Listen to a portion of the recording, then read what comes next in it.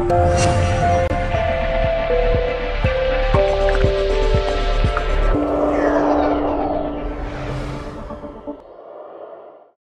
జగజీవన్ రామ్ గారి జయంతోత్సవ కార్యక్రమం సందర్భంగా మరొకసారి దేశ ప్రజలు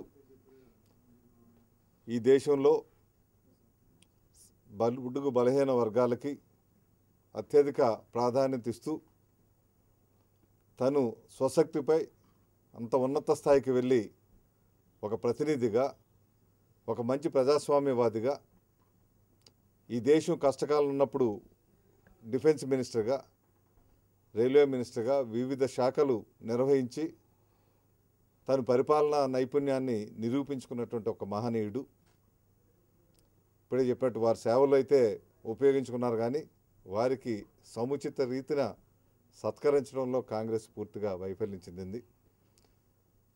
ఆనాడు మనకి బాబాసాహెబ్ అంబేద్కర్ ఏ రకంగా రాజ్యాంగాన్ని నిర్మించి ఈరోజు బడుగు బలహీన వర్గాలు ఈ దేశంలో అంతర్భాగం అని ఏ రకంగా రోజున చెప్పుకోగలిగామో, ఆ తర్వాత మనం చెప్పుకోదగినటువంటి పెద్ద నాయకుడిగా జగజీవన్ రామ్ గారు సేవలు చేయటం, ఒక మానవతావాదిగా ఎంతో పేరుగన్నటువంటి వ్యక్తి. అటువంటి వారి జీవితాలు ఆదర్శంగా తీసుకొని ప్రతి ఒక్కరూ ఒక బాబు జగజీవన్ రామ్లా బడుగు బలహీన వర్గాలకి వాళ్ళ ఉన్నతికి సేవ చేస్తూ ఒక మంచి పేరు తెచ్చుకోవాల్సినటువంటి అవసరం ఉంది.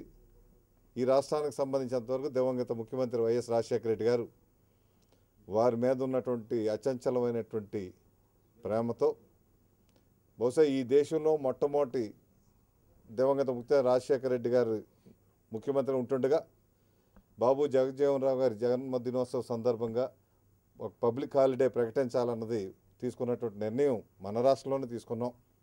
ఆయన పుట్టి పెరిగినటువంటి బీహార్లో కంటే ముందు మన రాష్ట్రంలో తీసుకోవడం జరిగింది. ఆ విధంగా రాజశేఖర రెడ్డి గారు బడుగు బలహీన వర్గాలు ఎటువంటి ప్రాధాన్యత ఇచ్చేవారు అన్నది కూడా స్పష్టంగా మనందరూ కూడా తెలుసు. తప్పనిసరిగా ఈ అవకాశాన్ని ఉపయోగించుకొని వారిని ఆదర్శంగా తీసుకొని ప్రతి ఒక్కరూ అటువంటి మహనీయులు జీవితాలు ఆదర్శంగా తీసుకొని ముందుకు వెళ్లాల్సినటువంటి అవసరం ఉందని తెలియపరుస్తుంది.